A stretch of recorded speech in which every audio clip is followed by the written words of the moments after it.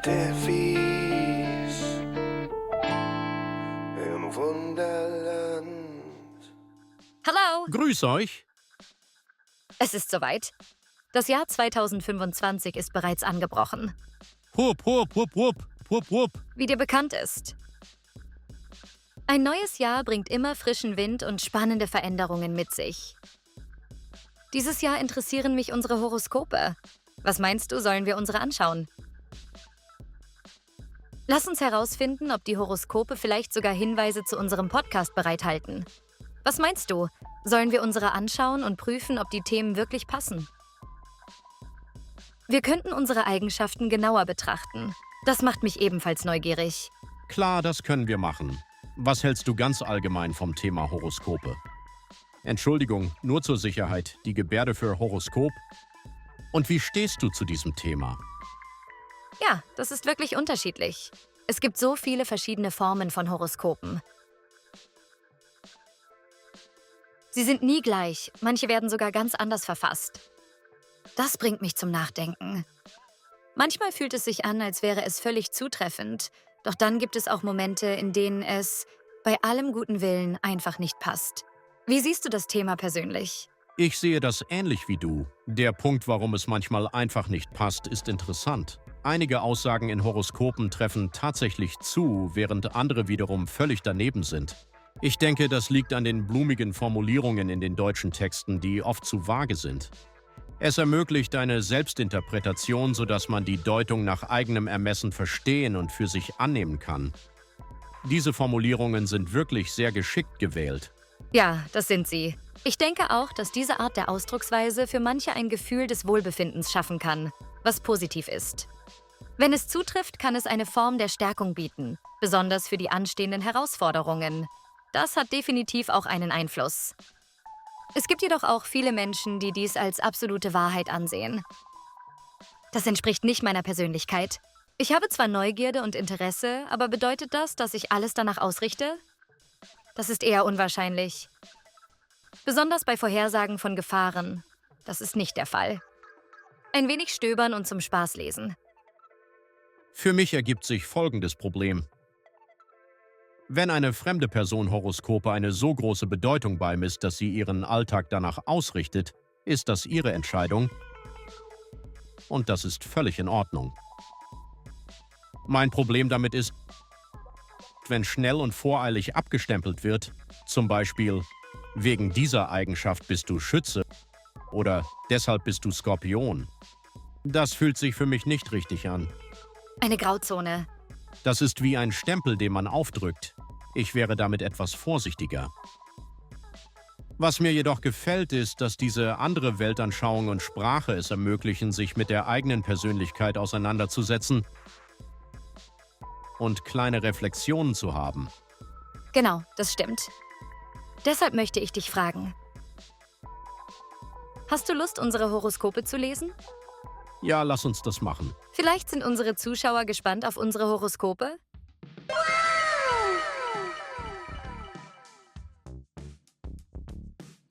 Dein Mond steht im Krebs und befindet sich im ersten Haus.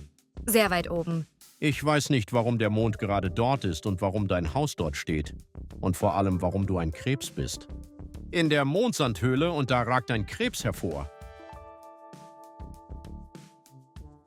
Ich glaube, die Astrologen meinen das Radix. Kennst du das? Nein, noch nicht. Das Horoskop ist auf einem Papier abgebildet, mit einem Kreis, der viele verbindende Linien enthält, und außen befinden sich die 12 Häuser. Ja, jetzt wird einiges klar.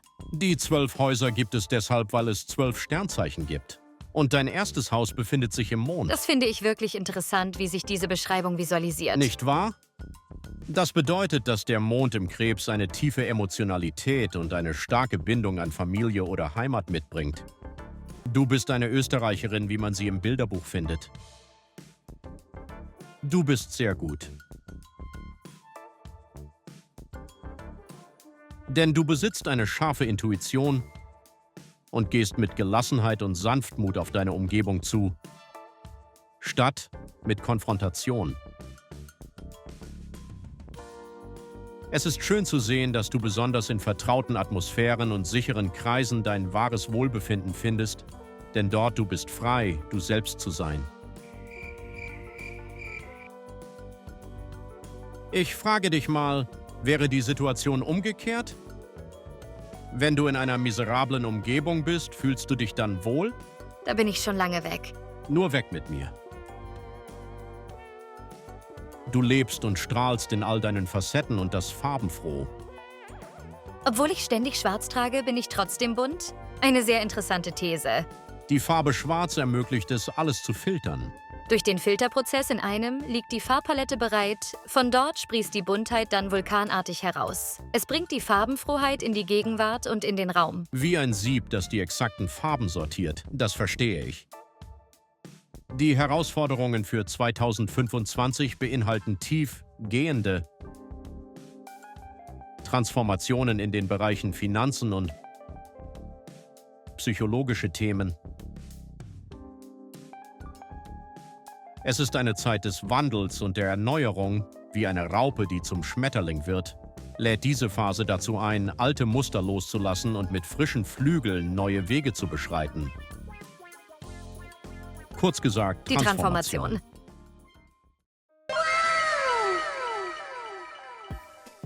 Nutze deine angeborene innere Kompetenz, Gefühle offen zuzulassen und öffne so das Tor zu tiefgreifenden und bedeutungsvollen Verbindungen. Das ist meist der Fall. Verschlossenheit, Schweigen, einseitige Kommunikation und Gleichgültigkeit. All das verhindert Verbindung. Das ist logisch. Ein bisschen, aber grundsätzlich stimmt das schon. Jetzt zu den Themen Arbeit und Finanzen. Du bringst eine Fülle kreativer Ideen für neue Projekte mit, insbesondere im Bereich der Arbeit. Diese Impulse könnten berufliche große Herausforderungen mit sich bringen, doch dein Engagement und deine Leidenschaft sind dein Schlüssel zum Erfolg. Siehst du, das betrifft auch etwas über unseren visuellen Podcast zum Beispiel. Das trifft genau zu für Death is in Wonderland. Ab welchem Monat sollten wir vermehrt Werbung machen? Und wie viel Werbung sollten wir machen? Das steht hier nicht, aber es sollte innerhalb der nächsten 6 Monate sein. Schauen wir mal, ob was passieren wird. Der Erfolg liegt nun in eurer Hand. Unterstützt uns fleißig von zu Hause. Im chinesischen Horoskop bist du ein unerschrockener und souveräner Hahn. Ich bin ein Metallhahn. Das stimmt, aus Metall. Es verhält sich wie der Blitzableiter auf einem Hausdach, der ein Metallhahn ist, zu sein. Aus Holz könnte ich nicht bestehen, denn bei einem Blitzeinschlag wäre ich nur noch Asche. Ich bin da, um die Blitzeinschläge abzufangen, denn ich brauche Elektrizität. Während alle einen Sicherheitsabstand einhalten, hast du genüsslich vom Dach aus alles im Überblick und führst durch deine Signale die Menge an. Hier gibt es kein lautes Krähen, erst die Lichtblitze machen alles sichtbar. Der Hahn muss doch enorm früh aufstehen, um die Leute aufzuwecken? Ist das dann auch bei dir so? Meinst du nun die hörende oder die gehörlose Zeit? Das macht nämlich einen Unterschied. Das ist eine gute Frage. Schon leichte Bewegungen des Metallhahns sind ein visueller Reiz. Je mehr, desto besser. Da hast ganz klar den Nagel auf den Kopf getroffen. Wir reagieren nicht auf ein lautes Krähen. Ja, so ist es. Es gibt auch eine Variante des Blitzableiters, den Vibrawecker. Bei jedem Windstoß vibriert der Wecker.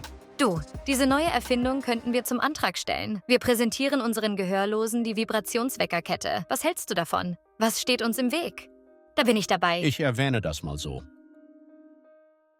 Vielleicht steht ein Thema bevor, bei dem du enttäuscht sein wirst. Allerdings nur vielleicht. Warte mal, nur eines? Sie behaupten nur eine. In meinem Kopf schlummern mehrere vorgefertigte Enttäuschungen. Ich lebe nicht gerne Enttäuschung. Ich bin direkt, um sie zu vermeiden. Abonniere unseren YouTube-Kanal und bleib immer auf dem Laufenden. Jetzt abonnieren. In den Horoskopen entdecke ich viele Eigenschaften. Eine besonders prägnante, die ich hervorheben möchte, die ich bereits gründlich bei dir durchleuchtet habe. Auch ich habe dich schon gründlich analysiert. Das bringt mich jetzt in die Bredouille. Alles auf Augenhöhe. Wer nicht zurückgibt, verliert die Spielregeln. Mal sehen, was deins und meins offenbaren. Eine besonders auffällige Eigenschaft, die ich hervorheben möchte, ist deine berufliche Beharrlichkeit. Die ist wirklich brisant. Mit Bedacht? Das ist nicht unbedingt negativ. Im Gegenteil. Es zeigt sich auch sehr positiv bei Death is in Wonderland. Da brauche ich dich wirklich. Deine Präzision, keine endlosen, ziellosen Diskussionen. Du lieferst schnelle, klare Abläufe und erledigst eine Aufgabe nach der anderen.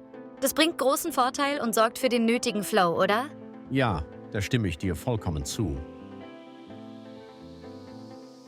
Wenn ich in meiner Beharrlichkeit bin, wirkt es oft so, als wäre es mir egal, was andere über die Umsetzung denken. Es kommt oft so rüber, als würde ich ihre Meinung oder sie als Person ablehnen. Es mag wirken, als würde ich nicht auf sie hören wollen, aber das stimmt nicht. Ich versinke nur manchmal zu sehr in meinen Gedanken. Völlig im Arbeitsfokus bin und gleichzeitig mit meinen Überzeugungen ringe, sowohl positiv als auch negativ. Der Vorteil liegt darin, dass du unglaublich viel Zeit in die Materie investierst. Du hast stets den richtigen Blick für den Bedarf. Weder zu viel noch zu wenig, das perfekte Maß. Bei anderen dauert alles ewig, aber mit dir läuft's. Dein Durchhaltevermögen beeindruckt. Dein berufliches Durchhaltevermögen ist ein großer Vorteil. Ich verliere mich oft in Themen. Du greifst ein, unterbrichst und gibst dann die Abläufe vor und das funktioniert hervorragend. Ich glaube, es läuft so reibungslos mit uns, weil du ein ausgeprägtes emotionales Gespür für deine Umgebung und die nötigen Situationen hast. Ich grüble oft über Abläufe, dann kommst du, lenkst mich und erinnerst mich, die Koordination zu reduzieren. Das hilft mir sehr. Emotionale Ordnung ist ebenso entscheidend. Es gibt so viel zu entdecken und meine Neugier für viele Themen ist grenzenlos. Doch die Zeit reicht nicht, um mich in alles zu vertiefen. Deine Vielseitigkeit und dein Wissen sind dabei eine enorme Unterstützung. Und dann kehrt sich das Ganze um. Auch ich bringe Vielfalt und Wissen ein, in einer anderen Form. Doch unser Austausch bleibt stets lebendig und bereichernd. Stimmt das? Ja, absolut. Besonders wenn es um deinen beruflichen Bereich geht. Wow, beeindruckend. Da geht es ab. In deinem beruflichen Bereich prophezeit dein Horoskop eine Phase intensiver persönlicher Entwicklung. Viel Neues wird dir begegnen und Schritt für Schritt wird sich alles entfalten. Du gewinnst frische Perspektiven, stellst dich dem Unbekannten mit Stabilität und einem sicheren Gefühl, bereit, jede Herausforderung erfolgreich zu meistern. Ja, das passt. Ich kann es mir gut vorstellen, denn von Natur aus bin ich ein sehr neugieriger Mensch. Ich kann mich kaum von Neuem distanzieren. Ich will immer wissen, wie alles funktioniert und wie es wirklich ist. Das ist manchmal großartig, aber gelegentlich auch einfach zu viel. Hier kommt das Thema Zeitmanagement ins Spiel. Ich möchte so vieles, doch irgendwann muss ich Prioritäten setzen und Kompromisse eingehen. Deine beruflichen Eigenschaften lassen darauf schließen, dass dir ein klarer Weg zum Erfolg bevorsteht. Du beherrschst die Kunst, ein Ziel mit unerschütterlicher Beharrlichkeit zu fokussieren, ohne Ablenkungen. Ich erkenne das auch in dir, besonders bei Death is in Wonderland. Oft gehst du vorher gedanklich durch, was dein realistisches Ziel ist. Du gehst es an und meisterst jede Herausforderung eine nach der anderen. Auch das, was kürzlich bei uns passiert ist. Das Buch Inklusive Medienarbeit. Unsere Netzwerke verdichten sich, unsere Gemeinschaft wächst und wir erleben gemeinsam, was auf uns zukommt. Meine Offenheit zum Neuen und dazu deine Zielstrebigkeit, das klappt gut. Deshalb passen wir so gut zusammen und die Interaktion bleibt dynamisch. Das finde ich großartig. Oder im Horoskop, wenn es bei dir um Herzensangelegenheiten geht. Da wurde viel über dein züngelndes und glühendes Feuer geschrieben.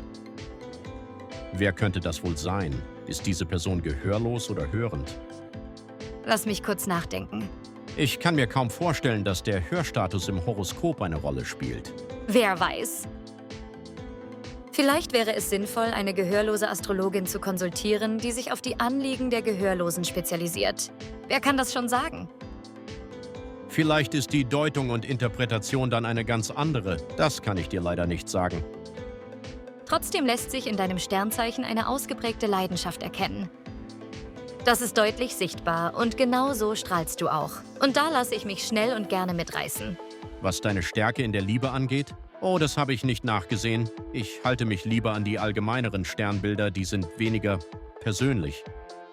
Das Thema Freundschaft habe ich jedoch geprüft. In deinem Freundeskreis bist du eine starke mütterliche Präsenz, die andere anzieht. Ohne Zweifel, du kleidest deine Freunde. Entschuldigung, das war ein etwas schräger LBG-Witz. Anziehen. Zum Glück muss ich niemanden einkleiden, das wäre wirklich eine riesige Aufgabe. Deine mütterliche Präsenz sorgt dafür, dass du deine Freunde von Kopf bis Fuß einkleidest. Der bestimmende Feinschliff der Mutter. Genug der Scherze. Was genau versteht man eigentlich unter anziehend? Du strahlst eine mütterliche Wärme aus, bei der man sich sofort vertrauen möchte. Das muss ich zugeben, da hast du völlig recht. Das Horoskop behauptet, dass du neue, tiefgehende Verbindungen knüpfen wirst, Menschen, die dein inneres Wachstum fördern und dich auf deinem Weg der Weiterentwicklung positiv begleiten. Das trifft zu 100% zu. Ich freue mich immer, mich mit neuen, inspirierenden Menschen zu verbinden. Das habe ich gerne. Perfekt. Unsere Horoskope sind nun komplett. Ich bin gespannt, ob ihr euch in einer unserer Eigenschaften wiedererkennt oder ist es anders? Dev is in Wonderland hat ein Ziel. Die 100-Abonnenten-Marke knacken. Und dafür brauchen wir euch. Abonniert jetzt unseren YouTube-Kanal und verpasst keine spannenden Inhalte mehr. Apropos, folgt uns auch auf Facebook und Instagram, um immer auf dem Laufenden zu bleiben. Das waren jetzt spannende und teils aufregende Themen. Beruf, Freundschaft, Liebe, Eigenschaften, die irgendwie alle zu passen scheinen. Das war definitiv spannend. Und jetzt bin ich neugierig, ob unsere Zuschauer erraten können, welches Sternzeichen Noah hat. Und was ist eigentlich mit dem Sternzeichen von Nicole? Wie schaut es hierbei aus? Bitte lasst uns eure Vermutungen in den Kommentaren da. Tschüss und Baba. Servus und bleibt gesund! Bis bald.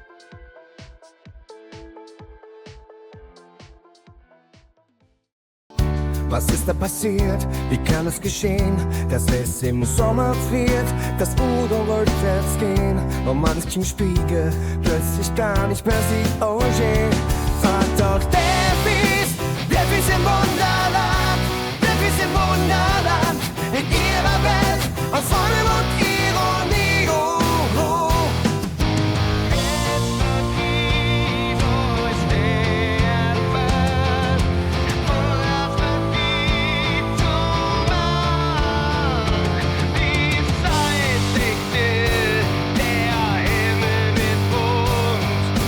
Lass uns ins Wunderland gehen.